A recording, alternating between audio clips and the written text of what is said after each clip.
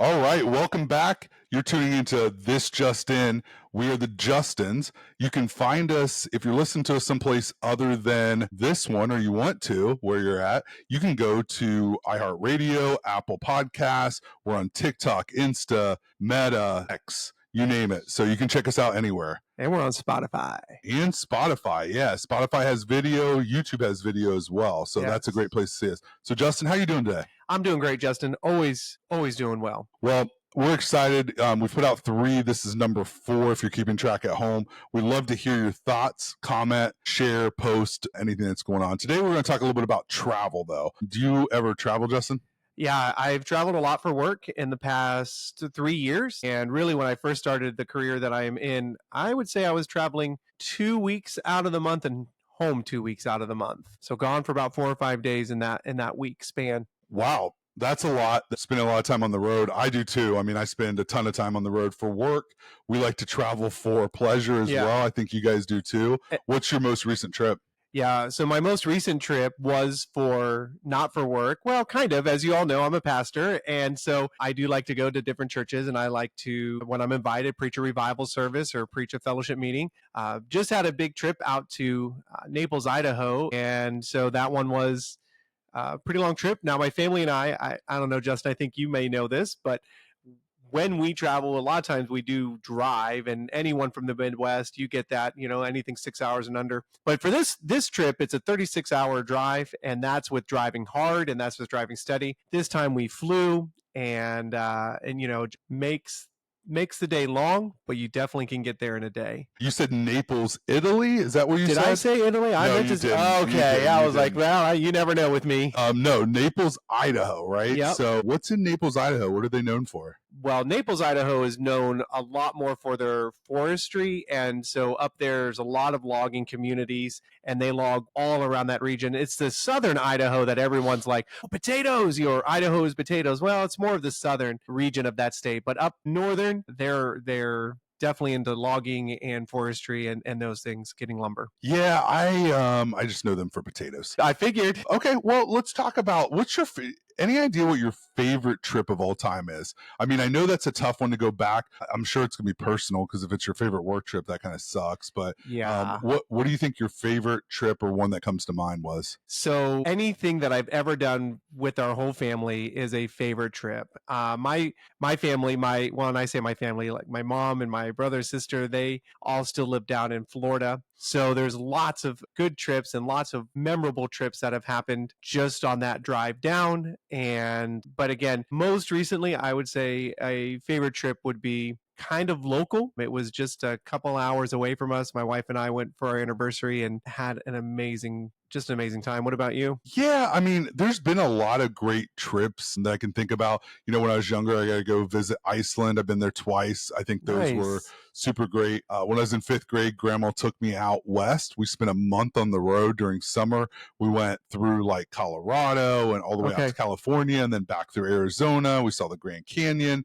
At the time, I'm not sure I appreciated it as much as I would probably today. Yep. So I think we definitely need to go back at some point. Well, and that does, I mean, so I've definitely had 2 of those memorable moments. When you mentioned somewhere out of country, and I can talk about that travel for a little bit too. But in country, one of the best trips that my family and I had was going over to Yellowstone. So it was on one of our trips out to Idaho, the place I just mentioned. And we drove out there, and it is gorgeous. One of the most memorable, and then maybe solo trips that I've taken, and then one of the most stressful trips that I've taken is myself and 2 other preachers. We went to Cuba last October, and we didn't go to, like I always say, we didn't go to fancy Cuba. We didn't go to Havana. We went into Cuba. We went into a place called Holguin, and we were able to minister to a church there. We brought some baseball equipment, but that trip was extremely, extremely memorable.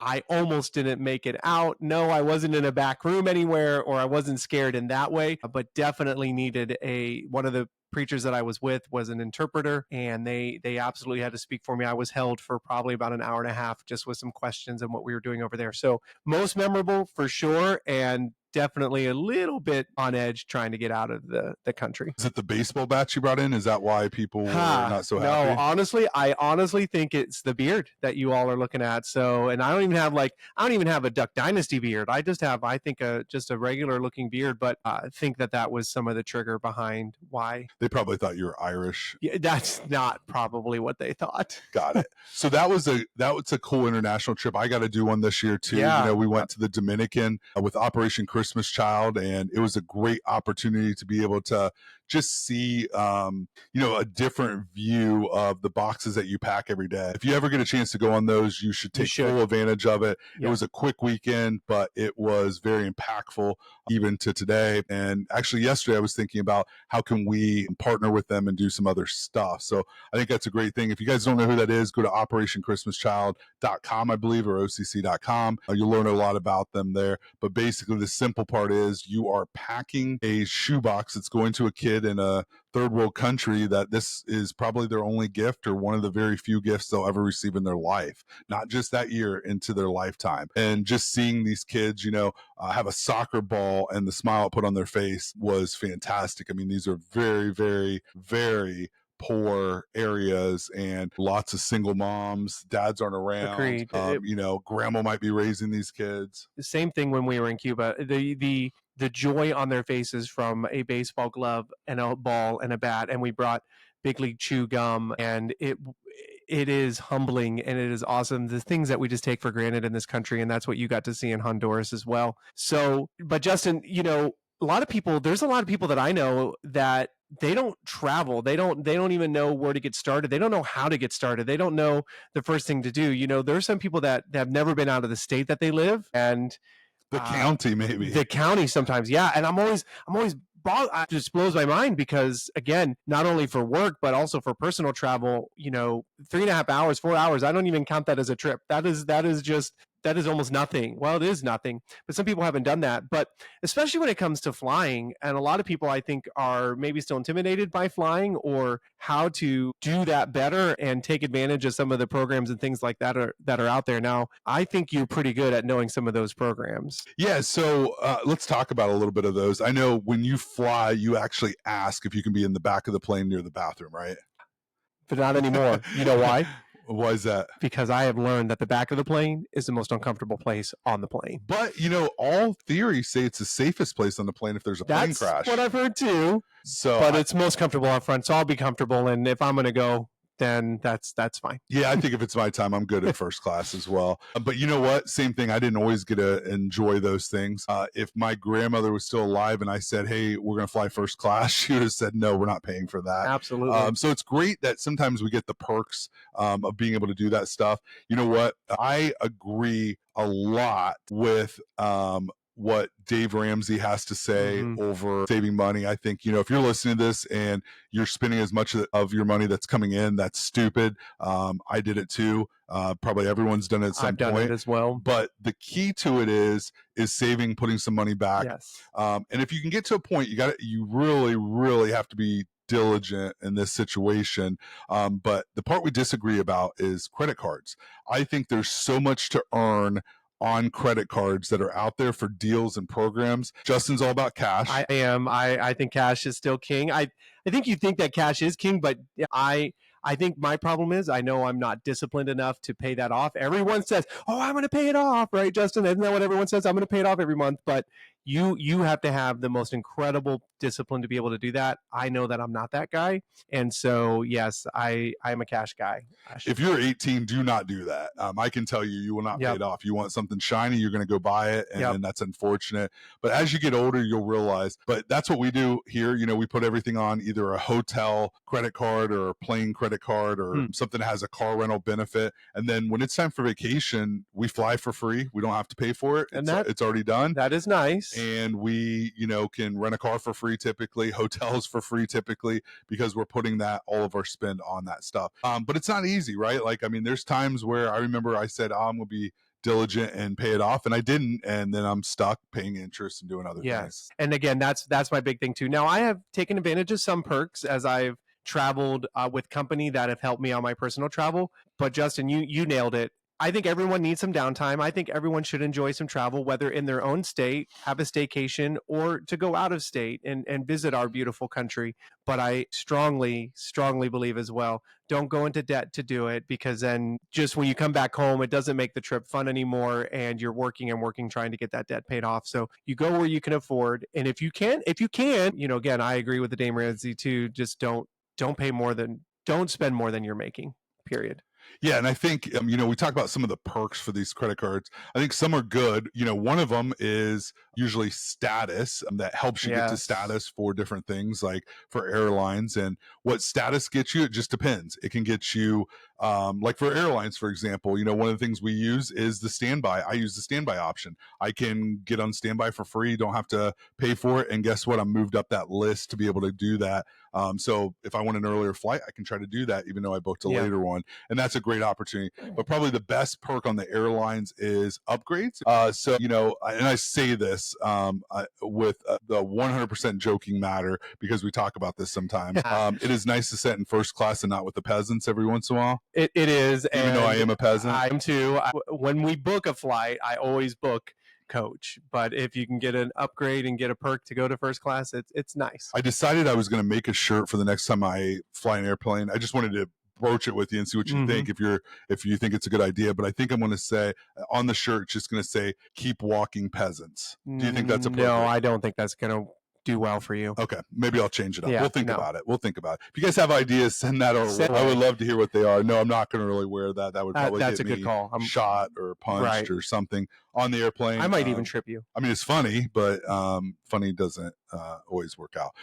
So I think that's one great perk. The other one is like baggage. So everyone brings a carry-on these days. So usually as you move up in their loyalty programs, you get perks of boarding earlier. Yep. And you'll see people say, well, I just wait and board whenever at the end. When I'm with my kids, I do too. But when I'm checking a bag, I board when I can, because guess what? You run out of space and then you have to check your bag. Yep, and when you check your bag, people lose bags. So that's the reason I don't like to do that. But the other part is if you are traveling with your kids, you can check bags for free too. So sometimes it's 1 bag, 2 bags per person on your reservation. When we travel with a family of 7, we can check, I think, up to 5 bags or something like that. I think so. Or maybe it's even more, 6 bags, and any strollers or any of that. That's really great. So again, those are some of the perks. So those are some of the things that if you can be diligent and you can do those things, you can take advantage of those programs. But if not, travel is still fun. Travel is still great.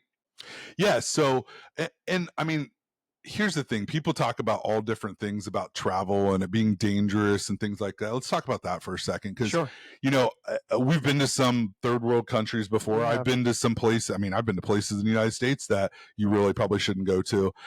And I think it can be dangerous, but you just kind of have to look around for your surroundings and, think about who might be scamming you and, carry your wallet in your front pocket. Yep. I've always done that. Do you have any other tips? Yeah, no, I've always carried my wallet in my front pocket. Always have. Do you carry a certain wallet? I do carry a certain wallet. I carry the Ridge. I love the Ridge. Yeah, the Ridge is it's such a no-nonsense wallet. It makes life very easy. They're not paying for us for this either, but Ridge, if you'd like to, please. Be fine with that. I'll even show you. I'll show you the Ridge. Yep, and the Ridge is, just to give you guys an idea, the Ridge is a full lifetime warranty. Yes. I've had mine replaced twice. I haven't had to have mine replaced. One got scratched up and they replaced it. Another one, the screws fell out and they replaced it. So it does work. I've had it replaced twice. I've had it maybe 5-6 years. Nice. How long have you had yours? I've had mine for about 3. Okay. Yeah, so I think it's great. Other people haven't had theirs replaced either, so maybe I just got a couple of the bad ones, but that's okay too. What other tips do you have when you travel? Good, bad, or ugly? So one of the tips that I have is, we like to make good time. So when my kids were younger, and this is going to sound like abuse, but it's really not. It's just logic. Borderline. It's just logic. And so, there's a lot of fun with this, but when my kids were younger, my kids are older now, as if you've listened to us, you know that. But, we would do time stops. And so we would like to stop usually between 3.5 to every 4 hours. Do you do it like a pit stop? Yeah. And that's it. So we're in the gas station and we're filling up, we're walking because circulation is good. We're going to the bathroom at that time, but But in order to do that, in order to keep moving and keep going forward, especially when you're driving, is you got to control the ladders, right? So if you get in and you start drinking, like the moment you got back in from a stop, guess what? You're gonna need to stop like 30, 40 minutes again. But if you don't start drinking until you're getting close to needing to stop, well, the body's going to do its natural reaction. So that was a big tip. That was something that really helped us with all of our driving and everything like that through the years. Just to make sure you're not talking about alcohol. You're talking about just regular fluids. When we're talking about drinking and driving, let's be clear. Yes, we do not approve that. Yeah, good call. Yeah, no, just water, pop. All right, great. Well, any other tips when you travel? I'll tell you one of mine. They laugh at me about this, but I have a hotel room check when I go. Not only am I going to go check to see if there's bed bugs or something in it and pull back the sheets and the blanket for stains, because I want no stains, I want no bed bugs in my room. But I have a whole process that I go through because I have a trust problem sometimes, and that a hotel room is a great place to not be trustworthy. So I actually look for people in the room as soon as I walk in. I'm looking to say, is there anyone in the bathroom? Is there anyone under the bed, behind the curtains, in the closet, any of those places? No people, good. If you found a person, that's scary. That's pretty bad. When you walk into your room, you should shut your door right away. And you should flip that little latch, because guess what? If you don't flip that latch and the hotel gives out a key to someone else, they're going to walk in. And I've done that. I've walked into someone's room. I have walked in on someone else as well. But no one's ever walked in on me. You know why? Because the little latch. You got it, the latch. And then I, a lot of times, actually put a chair in front of the door too. That's my triple check of like, you know what? Do they have a way to get in? And there are ways. You'll see them on the internet, people using a hanger to get underneath the door and do different things. But the chair is just the discount double check to make sure. I don't go that far. I don't even know that I do the full room check that you do, but that is a great tip. And I have taken some of those things over the years. I definitely flip the thing now every time I go into a room, and I'm always thankful there's no one else in the room. I do like a clean bed though, don't get me wrong. Yeah, I was gonna say the other thing I check for cameras. Yeah, because I always think there's cameras. I do actually have a camera checker, but you can do it the cheap way, which is what I do most of the time. And I'm looking in the mirror to make sure it's not a two-way mirror. I'm looking in like all the smoke alarms to make sure there's nothing up in there. And you do this every time? I do it every time. Oh wow! And I just want to know if people are in there. Yeah. I listen outside my door too to see, are there people walking by. The other tip I would tell you, and probably some of this is more for females, because if someone tried to kidnap me, I think it's a 2-person job at least, maybe 3. And that's not because of fighting them off, just like you're going to have to carry me, and I don't think you can. So the other tip I have is if you're by, if your room is by the emergency stairwell exit or across from a room, just when you're going to that room, just pay attention. Is that door shut? So, that's where people hide. I think more of this stuff happens in third world countries and outside the United States, but it does happen everywhere. Yes. So, I like a high floor. I don't like to sleep on the first floor because I don't want a window that someone can get to. Yeah. If you're going to break into my floor on the 5th floor, more power to you. I'm actually going to be really impressed when you're done. So, but those are some of the tips just to kind of keep you safe and looking. And if you're wondering if it's two-way mirror or not, use the light on your camera phone, the light on the back of it, shine it in there. You will be able to tell if it's a true mirror or if it's a two-way mirror. So there's your tip for the day there. Tips. I don't have anything additional really. That is some really good hotel tips. We gave you a few tips on airline perks and things like that, and I gave you some driving tips. So I don't have anything else off the top of my head. Let's talk about we talked about hotels a little bit, right? Yep. What are some of the perks you get for having status at like a hotel too? Yeah, so and again, the more you stay at a certain brand of hotel, the better, right? And that is meaning that you get more and more perks. And a lot of times what they'll do is you'll get free room upgrades. So just like on an airline. So there is an element to loyalty on certain brands, certain things, because they want you to keep staying with them. So you book a standard room, and then a lot of times you'll go in and they're like, we've given you an upgrade. And those are nice. It's a bigger room, generally on an upper floor, so it's more quiet. That is definitely a hotel perk that I enjoy. So, depending on what tier you are, like right now, the tier I am with the hotel chain, when I get there, they ask me, do I want $10 in food points or do I want points to my room? So they'll either give us bonus points or that. Here's another tip. If you have status, use it to your advantage. I always ask, is there any upgrades? I do it before I get to the hotel. The other thing you should ask for too, if you want it, is if they don't give you water, just say, hey, do you have any water? Sometimes they'll say, no, you have to buy it. But most of the time, they'll just give you a couple bottles of water for free. So, and those are like $5 a bottle, like at those hotels. So just another tip when you get there as well.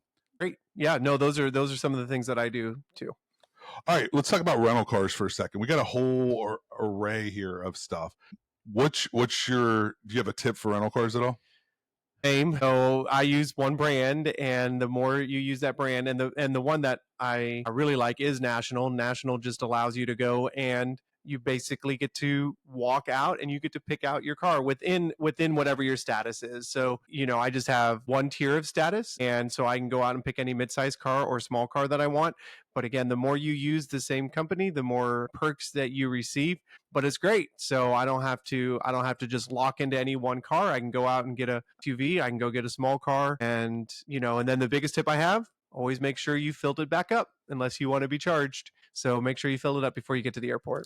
And I think, on top of that, don't accept the prepay. Here's why. Don't accept it. It sounds like a good deal, but you don't know how much gas you're going to bring back unless you do that trip every day, every week. You have no idea. And even when I used to go to California, I had no idea when I was going to fill up last. So there was no point of focus on the prepay. On the prepay. It was just kind of a waste. I do love choosing your car for the same price as any other car. Yes. They're usually pretty good about it too. If you want an upgrade, you can ask for upgrades there too. Sometimes they'll give you something. What did I have the one time? Lincoln Navigator or Escalade or something like that. So they just said, sure, here, try this out, for the day, whatever. So those are cool too. But yeah, it's good to, if you can stick with one program, stick with one program. If you're just starting out to travel for work, find out where you're going to go, find out what your company requires, because they might have a system or something you buy. And then from there, you can decide kind of which ones to do. But once you do it, try to stick with them, because it's a waste if you're not taking full advantage. Absolutely. All right, I got one more tip. This is more international if you're going international. Okay. So it's a requirement typically to have your passport when you go international, right? But when you go on a cruise, you still have to have stuff to get on that cruise and to get on an airplane.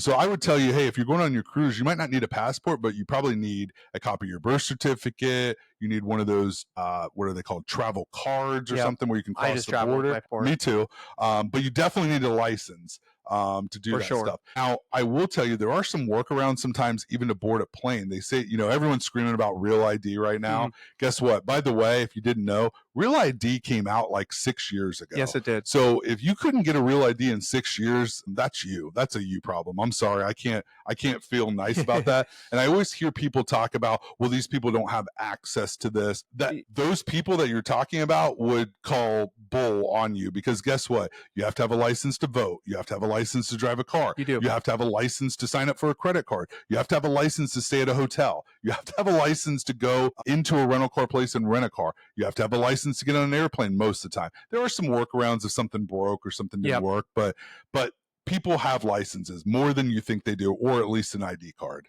Yep, agree. All of that. So we had some fun last time where we didn't realize it, but someone in our party, their last name did not match their birth certificate because it was married versus not married, right? People don't think about that because guess what? It's been like that for 30 years. So no one gives a crap and no one's taken the time to do it because they haven't needed to do it, but they are supposed to match. Now we worked it all out, luckily planning chaos or trying to fight through chaos is the job we do every day. So we were able to do that. But it is a good thing to check ahead of time. Once you book your cruise or flight or whatever it is, go through and check what do you have and what do you need. Right. Absolutely. 100%. And if you're traveling internationally, get the visas filled out. Give yourself enough time when you get to the airport. That was one thing that I wish we would have done. We definitely had to scramble a little bit towards getting on our flight to get over to Cuba. So give yourself the time for that. Well, here's the funny part. Justin knows this too. My goal is to walk through security and then walk onto the plane. I do know that for domestic flights for you. That is 100% what you like to do. International, I'm not going to cut it that close. And actually, when I'm with my kids, I never do, which actually I think my wife usually says, why are we here so early? Because then we have to sit and watch our kids try to destroy an airport. And I don't like to do that. But guess what? When you're traveling with kids, it's not like one person. I can reschedule myself on a different flight. I can look on standby. I can move and shake and do some different things. But when you're with a party of 5 or 7, it's not so easy to go and do. It's much different. It is. But my goal for a domestic flight is literally as I walk through security and walk to the gate, I'm hoping that I am boarding. And that's about what you do. Yeah, I don't leave a lot of time. Justin saw it the other day. I started packing for that flight 1 hour and 20 minutes before it left. Yep. Now I don't like to get to the airports too early. So for domestic flights, I'm 40, 45 minutes to get through to park, get through security and things like that before it boards. Yeah. So that's a lot about travel. And I think we've talked about some of it, but I'd love to hear from anyone else what your favorite destination was, what your favorite vacation was, what your favorite travel story is. I'm going to ask a couple more things because people just starting out on work travel too don't always know what to do once they get to the destination, because there's always a little bit of downtime, but how do you take advantage of it, and do you always take advantage of it? Well, that's another great one. So whenever I'm away from my family, I always do say this, though. I always do work more. I work more in the hotel. I work more when I'm out on location because I'm already not with my family. But there have been times where I've traveled to the Orlando area, and so maybe I'm not going to the whole park, but I have walked through Disney Springs before after I got off of work. Totally fine. That's something that I think is really within the realms because the workday has been over and you're there. Certainly not, you don't charge your company any of that, any of those types of things that you do are always on your dime, but you're already there. So I have taken advantage of that in the past. But a lot of times when I am working, I'm just doing even more work than my normal regular scheduled hours. Yeah, I agree 100%. Yeah. And I think you should take advantage of things sometimes when you can do something, I don't know, fun, I guess. Yeah.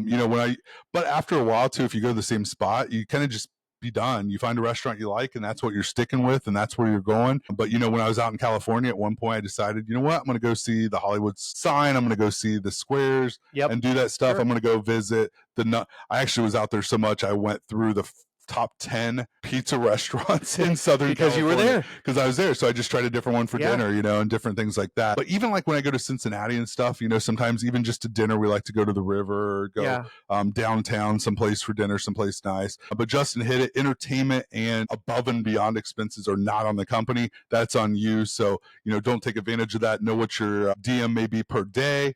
Sometimes we've done this before too, where we want to go someplace nicer. So we use the per diem and then we pay the above, right? So that we could, go wherever we wanted to for that night or whatever it is. Yeah. So there's some advantages there. Yeah, absolutely. And I think, it depends if you're traveling by yourself or if you're traveling with people. I mean, Justin knows that sometimes I just get sick of being out and about. And I need to work on my laptop or my phone or make calls. So I'll stay in my room and I like to Uber Eats. But I do try different places. Usually it's a pizza or a taco. Mm-hmm. That's the typical go-tos of those, unless you're in an area. But, when you're working and trying to get things done, when you're traveling for work, most of our day at least is spending time in stores or spending time in places. And we're trying to stay off of our computer unless we have to do something for that. Mm-hmm. We want to be focused in the moment in those stores. I agree with all of that. And that's what I meant by, I'm not a workaholic. I don't love working extra hours, but for those opportunities when we get to go out and we get to visit, I really want to make sure that that's what I'm doing. I've learned too, traveling with Justin, there's really like two keys to success with him. There is, and right? I know one of them. What is it? One of them is keep me fed. Yeah, if he's not fed, he is an angry elf. I just like food. I think a story about a Wiener Schnitzel comes to mind when I think about Justin on eating, but he just didn't eat the other day too. So we'll have to ask someone else that was actually with him how that day went, because he was going on like 12 hours when he talked to me. I mean, pretty rough. I think he had snacks, right? Pretty rough. So again, just the body needs fuel. So I like to be fueled, and it was a wrong time, wrong place for that poor restaurant that I was at after a long day of not having eaten. Yeah, if you've ever seen the Snickers commercials, Justin turned into the male version of that basically when he didn't eat. So if I had a Snicker, I would have helped him out. Would have appreciated that. All right. Well, we talked a lot about travel. Love to hear what you guys have to say about it too. Watch us on any of the places. If you start at Spotify, you can work your way out from there. We're on YouTube as well. You can search This Just In. That's our podcast. And that's it for today on travel. Justin, any final words? No final words. Thanks, guys. All right. Thanks for stopping by. Look forward to hearing from you guys. Talk to you guys soon. Bye-bye. This just in, gonna turn it all around. World keeps spinning, drama's running wild.